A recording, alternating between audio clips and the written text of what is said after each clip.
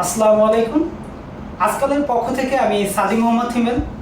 আজকের অনুষ্ঠানে আমাদের সাথে অতিথি হিসেবে উপস্থিত রয়েছেন একজন তরুণ নেতা, যিনি দীর্ঘদিন রাজনীতির সাথে জড়িত রয়েছেন এবং সদ্য নির্বাচিত পিরোজপুর জেলা ছাত্রদলের সভাপতি নির্বাচিত হয়েছেন। স্বাগত সালাউদ্দিন তালুকদার কুমার। শুরুতেই অভিনন্দন জানাই, ছাত্রদলের সভাপতি হয়েছেন।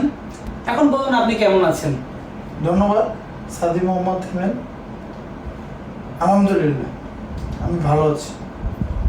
স্বৈরাচার মুক্ত বাংলাদেশে ভালো আছি। যে স্বৈরাচারের বিরুদ্ধে 17 বছর আন্দোলন সংগ্রাম করেছি, জীবনের অনেক মূল্যবান সময়, অনেক স্বাদ, অনেক ভালো লাগাকে বিসর্জন দিয়েছি। সেই স্বৈরাচারের পতন হয়েছে এবং সেই যে মাসে সেই স্বৈরাচার পতনের আন্দোলন চূড়ান্ত রূপে শুরু হয়েছিল, সেই জুলাই মাসে আমরা আছি। জন্য আসলেই ভালো লাগে। প্রথমে জানতে চাই, আপনার রাজনৈতিক হাতেখড়ি কিভাবে হলো? আসলে আমার রাজনৈতিক হাতেখড়িটা, আমি বিএনপি পরিবারেরই সন্তান, বিএনপি পরিবারে জন্মগ্রহণ। তো আমার রাজনৈতিক হাতেখড়ি 2005-এর দিকে আমি দু একটা মিছিলে অংশগ্রহণ করি আমার ভালো লাগা থেকেই। তো তখন মিছিল করি, কিন্তু আমার রাজনৈতিক মূল হাতেখড়িটা হলো যখন 1/11 আসলো। তখন আমি সদ্য কৈশোর, তখন আমার কাছে মনে হয়েছে আমার যে এখন বিএনপির যে ভারপ্রাপ্ত চেয়ারম্যান দেশ নায়ক জনাব তারেক রহমান এবং আমাদের মাদার অফ ডেমোক্রেসি, আমি যাকে মনে করি আমাদের আদর্শিক মাতা দেশনেত্রী বেগম খালেদা জিয়া, মিডিয়ায় যখন দেখতাম যে দেশনায়ক জনাব তারেক রহমানকে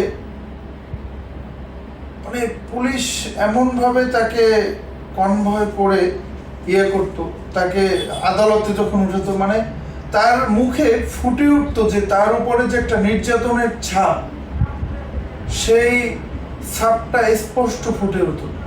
এবং ওই মানে ওই যে শহীদ রাষ্ট্রপতি জিয়াউর রহমানের সন্তান দেশনেত্রী বেগম খালেদা জিয়ার সন্তান, তাকে মানে এবং তার নির্যাতনের কথা আমরা শুনতাম বিভিন্নভাবে। ওই যে তখন একটি ছবি কোনোভাবে হয়েছিল, পেপার পত্রিকা এসেছিল, তাকে যে করেছিল, উপরে হাত বেঁধে যে নির্যাতন, টর্চার করা হয়েছিল দেশনায়ক জনাব তারেক রহমানের উপরে, অমানসিক নির্যাতন চালানো হয়েছে। ওই নির্যাতনের মূলত তাকে দেখেই আমার বেশি রাজনীতির প্রতি আকৃষ্টতা তৈরি হয়েছে যে না, এখন প্রতিবাদ করা দরকার। এবং সেই ফলশ্রুতিতে আমরা পিরোজপুর শহরে হাতে গোনা 10 থেকে 15 জন ছাত্র দলের আরো নেতৃবৃন্দ আছে এখন, যারা বিভিন্ন যুব দল বিএনপিতে চলে গেছে, তারা আমাদের সিনিয়র ছিল। তাদের সাথে চায়ের দোকানে আমরা বাংলাদেশ জাতীয়তাবাদী দলের রাজনীতি, সেই সেনা শাসনের সময় আমরা চায়ের দোকানে বসে আড্ডার মাধ্যমে রাজনীতিটা তখন আমরা পরিচালনা করি। এবং যখন 1/11 সরকারের ঘরোয়া রাজনীতি তো নিষিদ্ধ ছিল, পরে যখন ঘরোয়া রাজনীতি চালু করে, তারপরে যখন মানে রাজনীতি করার মানে রাজনৈতিক কর্মসূচি করার জন্য শিথিল করে 1/11 সরকার, তার নিষেধাজ্ঞা, তখন আমি প্রথম প্রোগ্রাম পিরোজপুর সরকারি সোহরাওয়ার্দী কলেজে অনশন কর্মসূচি করেছি আমরা। আপনার পরিবারে কেউ কি রাজনীতি করে? হ্যাঁ, আমার পরিবারে আমার বাবা নাসির আহমেদ তালুকদার, তিনি বাংলাদেশ জাতীয়তাবাদী যুবদল পিরোজপুর জেলা শাখার প্রতিষ্ঠাকালীন সাংগঠনিক সম্পাদক ছিলেন। তিনি জাগো ছাত্র দলের সদস্য ছিলেন। শহীদ রাষ্ট্রপতি জিয়াউর রহমানের উনি জীবিত থাকাকালীনই তিনি সেই জাগো দল থেকে, আমার বাবা বিএনপি রাজনীতির সাথে জড়িত। উনি নির্বাচিত বাংলাদেশ জাতীয়তাবাদী যুবদল পিরোজপুর জেলা শাখার নির্বাচিত সভাপতি ছিলেন। উনি জেলা বিএনপির যুব বিষয়ক সম্পাদক ছিলেন। উনি বাংলাদেশ জাতীয়তাবাদী যুবদল জাতীয় নির্বাহী কমিটির বন ও পরিবেশ বিষয়ক সম্পাদক ছিলেন। দীর্ঘদিন ধরে আপনি পিরোজপুর জেলা ছাত্র দলের বিভিন্ন পদে দায়িত্ব পালন করেছেন। এই পথ চলাটা কেমন ছিল আপনার? এই পথ চলাটা আসলে সহজ ছিল না, কিন্তু গৌরবের ছিল এই পথ চলাটা। কারণ এই পথ চলাটা, কারণ আমার তো বললামই আপনাকে যে আমার রাজনৈতিক মূলত হাতে করি 111-এর সেই 111 সরকার থেকে, যখন বিএনপি সরকার তখন ক্ষমতায় ছিল না, একটি বিএনপির উপরে 111-এর সবচেয়ে নির্মম একটি কালো অধ্যায় ছিল, যেটা জাতির জন্য কালো অধ্যায় ছিল, এবং বিএনপি নেতাকর্মীদের জন্য সেই অমানসিক নির্যাতনের শিকার হয়েছে বিএনপি নেতাকর্মী। সেই থেকেই আমার পথ চলা, রাজনৈতিক পথ চলা। এই কারণে আমার এই পথ চলা, তারপর তো বিরোধী দলের রাজনীতি, সমস্ত বিরোধী দল হামলা মামলা সেই শুরু থেকে। তো আমাদের অনেক প্রতিকূলতা মোকাবেলা করতে হয়েছে এই 17 বছরে। অনেকবার জেল খেটেছি, অনেক হামলার শিকার হয়েছে। মানে এক কথায় বলতে পারেন আমরা কেন আমাদের মানে গর্বের জায়গাটা এইখানে, যে না আমরা শেষ পর্যন্ত আমরা যে লক্ষ্য নিয়ে, মানে আমরা একটা জেনারেশন, মানে আমাদের যে জেনারেশনটা যারা সরকার ক্ষমতায় পায়নি কখনোই, বিএনপি সরকারি বাংলাদেশে সরকার গঠন করা অবস্থায় আমরা পাইনি। তো আমাদের জেনারেশনটাকে আমার কাছে মনে হয় গোল্ডেন জেনারেশন বিএনপি, যারা একদম এই স্বৈরাচারের শুরু থেকে, মানে সেই 111 স্বৈরাচারের শুরু থেকে একদম খুনি হাসিনা ফ্যাসিস্টের পতনের পরবর্তী সময় পর্যন্ত রাজপথে আমরা সক্রিয় ছিলাম। আমাদেরকে নিজেদের কাছে এটা অনেক গর্বের এই কারণে, এবং এইভাবেই আমাদের মানে এই পথ চলাটা ছিল। কখনো রাজপথে আন্দোলন, সংগ্রাম, হামলা, কারাবরণ, এই তো আমাদের এই 17টা বছর এরকমই কেটেছে। মানে কখনো স্বাভাবিকভাবে একটি পারিবারিক অনুষ্ঠানে বা একটি মানে নিজের জীবনের কোনো ভোগ বিলাসিতার কোনো সুযোগই ছিল না। নিজেদের মানুষের জীবনের যে যৌবনের যে সময়টা, একটা ছেলে যখন আপনার 18 থেকে 17-18 থেকে 34 বছর, 33-34 বছর পর্যন্ত যে সময়টা, একটা ছেলে, একটা তরুণ ছেলে তার বিভিন্ন ভোগ বিলাসিতা, জীবনের স্বাদ, আনন্দ সবকিছু ত্যাগ করেই আমরা এই বিরোধী দলটা আমাদের করতে হয়েছে। অর্ধযুগের বেশি সময় পর এই ছাত্র দলের কমিটি ঘোষণা করা হয়েছে। এই 8 বছর কমিটি ঘোষণা করতে পারলো না কেন? আসলে এই 8 বছর কমিটি, আমাদেরও অনেক ক্ষোভ ছিল এই যে কমিটি গঠন হচ্ছিল না 8 বছর ধরে।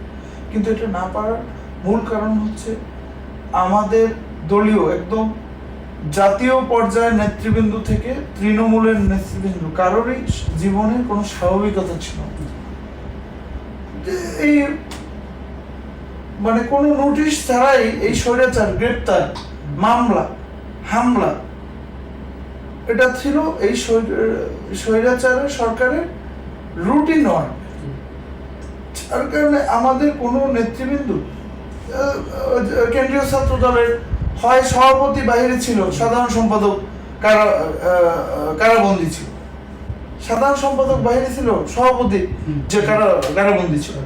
তো বিষয়টা হচ্ছে এমন, অথবা সভাপতি, সাধারণ সম্পাদক সবাইকে প্রশাসন এমনভাবে তাদেরকে হয়রানি করতেছিল, তারা আত্মগোপনে তাদেরকে দেওয়া লাগছে। এই কারণে এই 8 বছর এই স্বৈরাচারের ওদের দমন নীতির কারণে এই আমাদের সাংগঠনিক যে ধারাবাহিকভাবে যে কমিটির যে প্রক্রিয়াটা, সেই প্রক্রিয়া বাধাগ্রস্ত হয়েছে।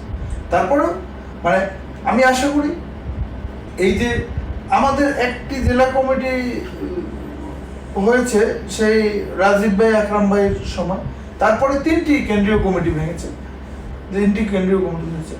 আশা করি যে ভবিষ্যতে এরকম মানে মেয়াদ উত্তীর্ণ কোনো কমিটি মেয়াদ উত্তীর্ণ হবে না। মানে সামনে আমার দলের সর্বোচ্চ মহলের কাছে এটাই প্রত্যাশা। কারণ একটি কমিটি তার মেয়াদের মানে মেয়াদ উত্তীর্ণ হলে বা বেশি সময় ক্ষেপণ করলে একটি কমিটি তখন নেতৃত্ব তৈরি হয় না।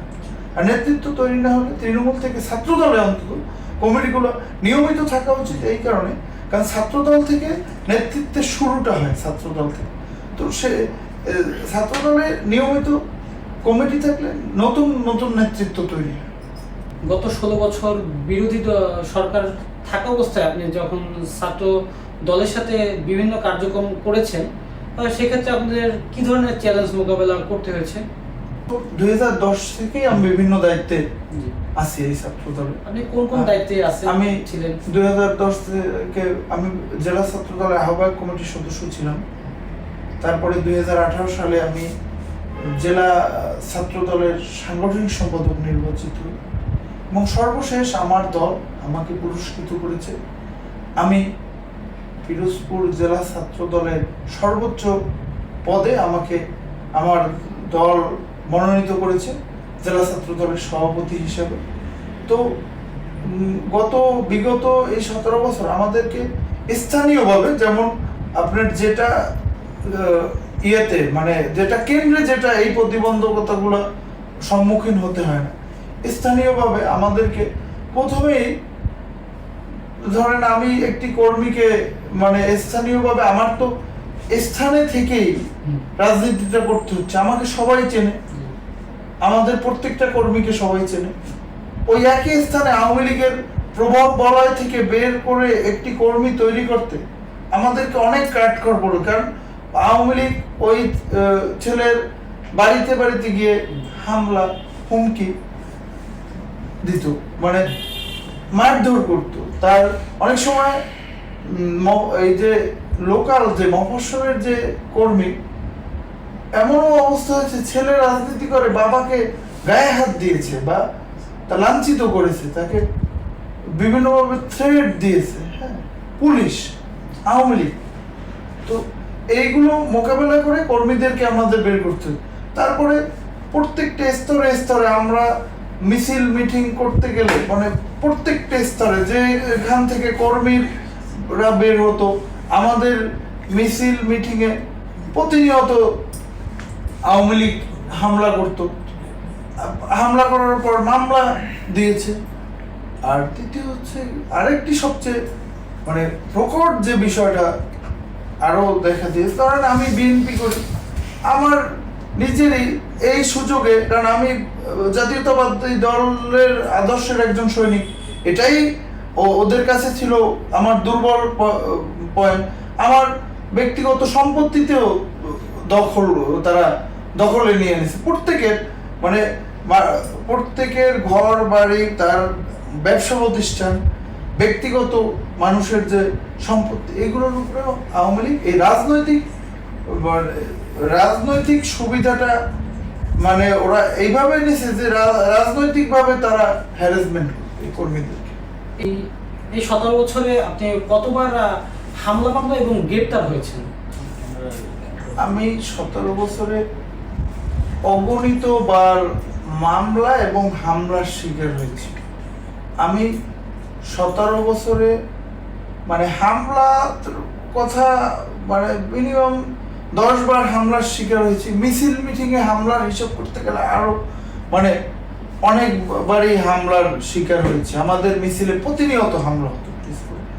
আর মামলার কথা বলতে গেলে আমার ব্যক্তিগত 10-এর অধিক মামলা আছে, 10টির অধিক, এবং আমি 7 বার কারাবরণ করেছি। 7 বার কারাবরণ করেছি এবং আমাকে সর্বশেষ 2023 সালে আমাকে একটি অস্ত্র মামলা দিয়ে, আমাকে মিথ্যা একটি অস্ত্র মামলা দিয়ে আমাকে গ্রেপ্তার করে, মিথ্যা অস্ত্র মামলা দেখিয়ে আমাকে চালান করে। জুলাই আগস্ট গণঅভ্যুত্থানেও আপনি গ্রেপ্তার হয়েছিলেন, সেই অভিজ্ঞতাটা কেমন ছিল? জুলাই আগস্ট অভ্যুত্থানে আমি গ্রেপ্তার হয়েছিলাম।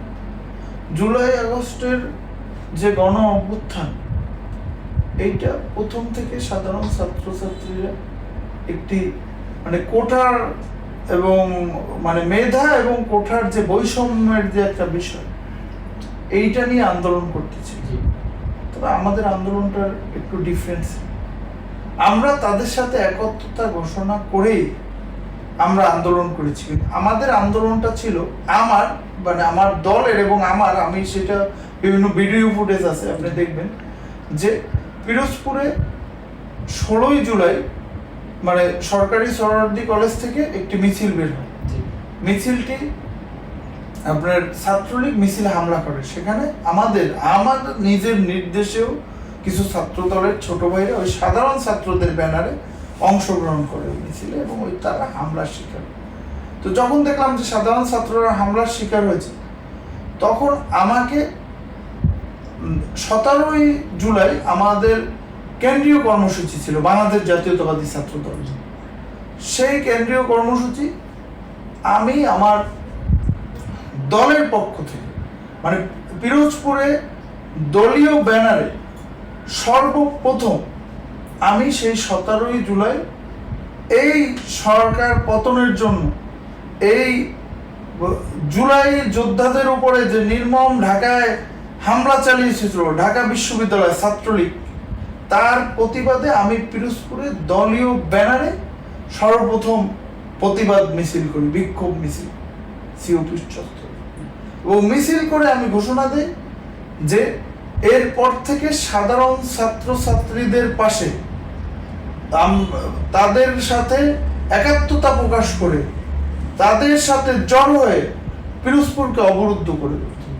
সেই কথা অনুযায়ী 18ই জুলাই সাধারণ ছাত্রছাত্রীদের পাশে সেই সিওপির চত্বরে, যে চত্বরে আমি 17 তারিখে মিছিল করি, সেই চত্বরে সাধারণ ছাত্রছাত্রীদের পাশে থাকতে গিয়ে, এবং যেহেতু ছাত্রলীগ ওরা সশস্ত্র আগ্নেয়াস্ত্র নিয়ে হামলা করত, আমি লাঠি সোটা সহ আমি এবং আমার সহযোদ্ধারা যারা ছাত্রদল, যুবদল, স্বেচ্ছাসেবক দল, তাদের নিয়ে আমরা ছাত্রদের পাশে অবস্থান করতে গিয়ে আমাকে তখন পুলিশ গ্রেপ্তার করে। এবং সেই গ্রেপ্তারের ইয়েটা ছিল এরকম, সেই গ্রেপ্তারের বিষয়টা ছিল এরকম, আমার চোখে তো স্বপ্ন ছিল, আমার চোখে তো স্বাধীনতার স্বপ্ন, স্বৈরাচার পতনের স্বপ্ন ছিল। তাহলে আমার গ্রেপ্তারটা, আমার আত্মবিশ্বাস ছিল যে এই স্বৈরাচার পতন হবে, যেহেতু সাধারণ মানুষ মাঠে নেমেছে, এই স্বৈরাচারের পতন ঘটে। কিন্তু আরেকটি বিষয় আবার, আমার এই যে আন্দোলনে আমি নেমেছিলাম, তখন কিন্তু আমার আন্দোলনের কিন্তু গন্তব্য নির্দিষ্ট ছিল না। পতন হবে জানতাম, সেটা আমরা 17 বছরে বিশ্বাস করছি যে স্বৈরাচারের পতন হবে, কিন্তু এই নির্দিষ্ট কোনো গন্তব্য ছিল না যে কবে স্বৈরাচারের পতন। অনিশ্চিত ভবিষ্যতের পথেই আমি নিজে পা বাড়িয়েছি। কারণ আমি যখন রাজপথে নেমেছি 17ই জুলাই, তখন বিজয় মিছিলের কোনো নিশ্চয়তা ছিল না। বিজয় মিছিল দেখে নেবেন, এটা অনিশ্চিত ভবিষ্যতের দিকে রাস্তায় নেমেছিল। আমার মনে হচ্ছিল যে আমাদেরকে এরপরে যদি এই আন্দোলন যদি কোনোভাবে ব্যর্থ হয়, তাহলে আমাদেরকে তো ফাঁসি দিবে। এটা আমার কাছে মাঝে মাঝে একটু ভয় হচ্ছিল। তারপর তো স্বৈরাচার পতন। 5 আগস্টের আগে যে আপনাদের একটা রাজনৈতিক অবস্থা ছিল, সেখানে আপনারা ঠিকমতো আন্দোলন করতে পারেননি, বিভিন্ন হামলা মামলার শিকার হয়েছেন। এখন 5 তারিখের পর আপনারা এখন স্বাধীনভাবে একটা আন্দোলন করতে পারছেন। তো এখন আপনাদের কি পরিকল্পনা, এই দেশকে উন্নয়নের জন্য আপনারা কি ধরনের পদক্ষেপ নেবেন এবং কি ধরনের রাজনৈতিক মুভমেন্ট করবেন? আসলে 5ই আগস্টের পর একটি সারা বাংলাদেশে একটি দুর্নীতি বা লুটেরা একটি সরকার ছিল, যাদের মূল লক্ষ্যই ছিল লুটপাট করে ভারতীয় তার বাংলাদেশের স্বার্থ ভারতের কাছে বিকিয়ে দেয়। তো আমরা একটি বিধ্বস্ত রাষ্ট্র 5ই আগস্টের পরে, কারণ রাষ্ট্রের সমস্ত অবকাঠামো, সমস্ত রাষ্ট্র ব্যবস্থাকে তারা ধ্বংস করে দিয়ে গেছে। সেই জায়গা থেকে আমরা এই রাষ্ট্রটাকে পুনর্নির্মাণ করার জন্য আমাদের লক্ষ্য হবে এই দেশের জনগণ যেভাবে উপকৃত হয়, মানুষের স্বার্থ রক্ষা করে, এই যে আমাদের দেশনায়ক জনাব তারেক রহমানের যে 31 দফা, আপনি 31 দফাটা খেয়াল করলে যে 31 দফা অনুযায়ী আগামী রাষ্ট্র কাঠামো গঠন করা। এবং আমাদের দল অবশ্যই আপনি মানে এটা দেখবেন, আমরা কোনো দুর্বৃত্তায়নে বিশ্বাস করি না, যার কারণে আমাদের সুশৃঙ্খল, আমাদের প্রত্যেকটি, আমি বিশ্বাস করি একটি রাজনৈতিক নেতা বা একটি রাজনৈতিক গোষ্ঠীর জন্য একটি শহর, একটি গ্রাম, একটি শহর, একটি জেলা, একটি বিভাগ, একটি দেশ, রাজনৈতিক নেতাদের দৃষ্টিভঙ্গি কিভাবে থাকবে ওইভাবেই একটি দেশ পরিচালনা হবে।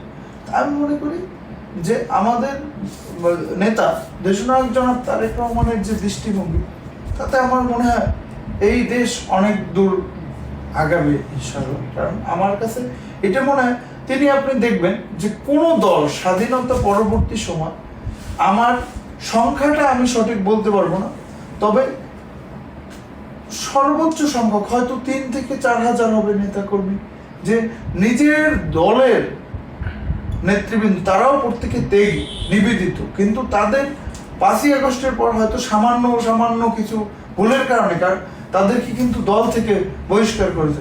স্বাধীনতা পরবর্তী কখনো এরকম হয় নাই যে নিজের দলের কর্মীদেরকে বহিষ্কার করেছে। মানে তাইলে আপনি দেখেন যে আত্মশুদ্ধির যে উপলব্ধিটা, সেইটা আমাদের, এবং এই নিজেদের স্বার্থ না দেখে আমাদের নেতা আগামী রাষ্ট্র পুনর্গঠনের জন্য আপনি সে কতটা কঠোর এবং কতটা তৎপর, যে নিজের দলের নেতৃবৃন্দকেও সে শাস্তির আওতায় আনতেছে।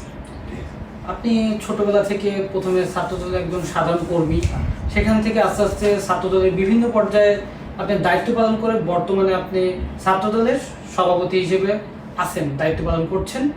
তো আমরা ভবিষ্যতে আপনাকে কোন পর্যায়ে দেখতে পারবো, বা আপনার রাজনৈতিক কোনো ইচ্ছা আছে যে নিজেকে এই স্তরে দেখতে চাই? আসলে রাজনীতি যারা করে তারা প্রত্যেকেই মানে একটা স্বপ্ন দেখে। আসলে আমার স্বপ্ন এখন আমার স্বপ্ন হচ্ছে মানুষের সেবা করা।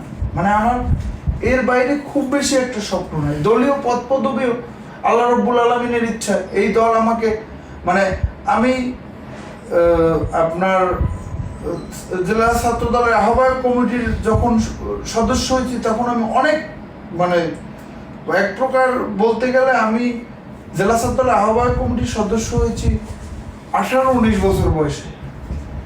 তারপরে আমি জেলা ছাত্র দলের সাংগঠনিক সম্পাদক যখন নির্বাচিত, তখন আমার মনে পড়ে যে আমি সারা বাংলাদেশের সর্বকনিষ্ঠ, আমার কমিটি যখন হয়েছে, ওই কমিটি পর্যন্ত আমি সারা বাংলাদেশের সর্বকনিষ্ঠদের মধ্যে একজন সাংগঠনিক সম্পাদক ছিল।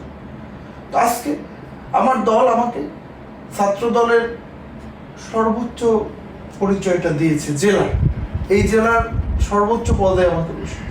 আমার কাছে মনে হয় যে আসলে ভবিষ্যতে আমি কই দলের কর্মী হয়ে থাকতে পারলে আমি নিজেকে বেশি, আমার কাছে মনে হবে যে আমি কর্মী হয়ে থাকতে চাই, মানুষের সেবা করতে চাই। কারণ আমার অনেকগুলো পদ পদবি, সাংগঠনিক পদ পদবি আমাকে আমার দল দিয়েছে। তারপর দল যদি কখনো ভালো মনে করে, দল যে সিদ্ধান্ত সামনে নিবে, আমি সেই সিদ্ধান্তই আমি গ্রহণ করতে প্রস্তুত, বা সেই সিদ্ধান্ত মানতে প্রস্তুত। রাজনীতির প্রতি তরুণ সমাজ আগ্রহ হারাচ্ছে বলে মনে করছেন অনেকেই। এখন এই তরুণ প্রজন্মকে আপনি কিভাবে রাজনীতিতে আগ্রহী করতে চান? তরুণ সমাজকে, আমি যেহেতু ছাত্র দলের সভাপতি, তরুণ সমাজ রাজনীতি প্রতি আগ্রহ হারাচ্ছে এই কারণে, বিগত যে ফ্যাসিস্টের যে ছাত্র সংগঠন ছাত্রলীগ, তাদের যে শিক্ষাঙ্গনে সন্ত্রাসীপনা, এবং তারা এই সন্ত্রাসীপনার কারণে তারা ছাত্র রাজনীতিতে আসার আগ্রহ হারিয়েছে। তা আমি চাই যে শিক্ষাঙ্গনে এই সন্ত্রাসীপনাটাকে বন্ধ করে দিতে, এবং আমরা অনেকটা পেরেছি, আরও সামনে পুরোপুরি সন্ত্রাস মুক্ত করবো শিক্ষাঙ্গনে। আর হচ্ছে ছাত্রদের মৌলিক অধিকারগুলো নিয়ে, ছাত্রদের যে সমস্যা সেইগুলো নিয়ে যখন আমি কাজ করব, তখন ছাত্ররা এমনিতেই রাজনীতির দিকে, তরুণ সমাজ রাজনীতির দিকে তারা তখন ঝুঁকবে। শিক্ষাঙ্গনে রাজনীতি কেমন হওয়া উচিত? এখন আপনার হচ্ছে শিক্ষাঙ্গনে দেখা যায় যে বিভিন্ন ধরনের রাজনৈতিক সংগঠন আছে, ছাত্রদল আছে, ছাত্র শিবির আছে, ছাত্র অধিকার পরিষদ আছে। তো সবাইকে মিলেমিশে একত্রে একটা সুন্দর রাজনৈতিক পরিবেশ কি গঠন করা সম্ভব? অবশ্যই সম্ভব। সেই ক্ষেত্রে শিক্ষাঙ্গনে আমাদের প্রথমেই হচ্ছে সহাবস্থান থাকা দরকার। মানে আমরা প্রত্যেকের প্রতি প্রত্যেকে সহিংস না হয়, সহাবস্থান থাকে এবং পজিটিভ কাজ, মানে ভালো কাজের আমরা যদি প্রতিযোগিতা করি, অবশ্যই প্রতিযোগিতা থাকবে প্রত্যেকটি সংগঠনের সাথে। ভালো কাজের প্রতিযোগিতা থাকলে শিক্ষাঙ্গনে রাজনৈতিক পরিবেশ ফিরে আসবে এবং সাধারণ ছাত্রছাত্রীদের তারা যেটা চায় সেই পরিবেশটা ফিরে আসবে। কিশোর গ্যাং দেশের একটি বড় সমস্যা, যেটা আমরা দেখেছি বিগত বছরে যারা ছাত্রলীগের সাথে জড়িত তারা হচ্ছে এই কিশোর গ্যাংয়ের সাথে জড়িয়ে পড়েছে। তো আমরা কি ছাত্রদলের কাছ থেকে সেই পুনরাবৃত্তিটা কি দেখতে পারবো কি? আর যদি ছাত্রদলের কেউ যদি এই কিশোর গ্যাংয়ের সাথে জড়িয়ে পড়ে, সেক্ষেত্রে আপনার ছাত্রদলের হচ্ছে পিরোজপুরের প্রধান হিসেবে আপনার কি পদক্ষেপ থাকবে? মানে কিশোররা থাকবে পড়ার টেবিলে, সন্ধ্যার পরে পড়ার টেবিলে। আমরা যারা বাংলাদেশ জাতীয়তাবাদী ছাত্রদল পিরোজপুর জেলা শাখা কোনো কিশোরকে সন্ধ্যার পরে কোনো মিছিল মিটিং, কোনো আড্ডায় আমাদের যারা সদস্য আছে ছাত্রদলে তাদেরকে আমরা অনুপ্রাণিত করি না। তাদেরকে আমরা তাদের পড়ার টেবিলে যাওয়ার জন্যই নির্দেশ থাকে আমাদের। আর হচ্ছে পিরোজপুর শহরে যে কয়টি জায়গা আছে, যে এই জায়গায় এই কিশোররা আড্ডা দেয়, শহীদ মিনার, খেয়াঘাট, সন্ধ্যার পরে গপ্পি স্কুলের মাঠে বা সরকারি সরদি কলেজে, আমরা বাংলাদেশ জাতীয়তাবাদী ছাত্রদলের পক্ষ থেকে নিজেরাই আমরা এই সব জায়গায় মানে এই কিশোর গ্যাংকে মানে নিবৃত্ত করার জন্য নিজেরাই এই সব জায়গায় অভিযানের বলেন বা তৎপরতা চালিয়েছি। এবং আমার কথা হয়েছে, এবং আমাদের ব্যবস্থাটা আমরা খুব শক্ত অবস্থানে এই ব্যাপারে। আমাদের সংগঠনের যদি কোনো কর্মী এখন পর্যন্ত আমরা পাইনি এই কিশোর গ্যাং বা কিশোর এই যে অপরাধের সাথে জড়িয়ে পড়ে তাদের বিরুদ্ধে আমরা তাৎক্ষণিক কঠোর সাংগঠনিক ব্যবস্থা নেব, এটা আমাদের মানে সিদ্ধান্ত। দীর্ঘ 17 বছর বিভিন্ন হামলা মামলার আপনি শিকার হয়েছেন, এর মধ্যে কি আপনার কারো প্রতি ভালো লাগা সৃষ্টি হয়েছে কি? আসলে যৌবনের প্রথম প্রেম বাংলাদেশ জাতীয়তাবাদী ছাত্রদল, প্রথম ভালো লাগাও বাংলাদেশ জাতীয়তাবাদী ছাত্রদল। এই কারণে যে ভালো লাগা অবশ্যই যেহেতু কৈশোর যৌবন পেরিয়ে এসেছে, তৈরি হয়েছিল, কিন্তু সেই ভালো লাগাও এই বাংলাদেশ জাতীয়তাবাদী ছাত্রদলের কারণে বিসর্জন দিতে হয়েছে। আপনার মূল্যবান সময় এবং হচ্ছে এতটা খোলামেলা আলোচনার জন্য অসংখ্য ধন্যবাদ। আশা করি আপনার নেতৃত্বে পিরোজপুর জেলা ছাত্রদল আরও বেশি সংগঠিত হবে এবং গঠনমূলক একটি রাজনৈতিক ধারা বজায় রাখবে। আজকালের সময় দেওয়ার জন্য আপনাকে অসংখ্য ধন্যবাদ।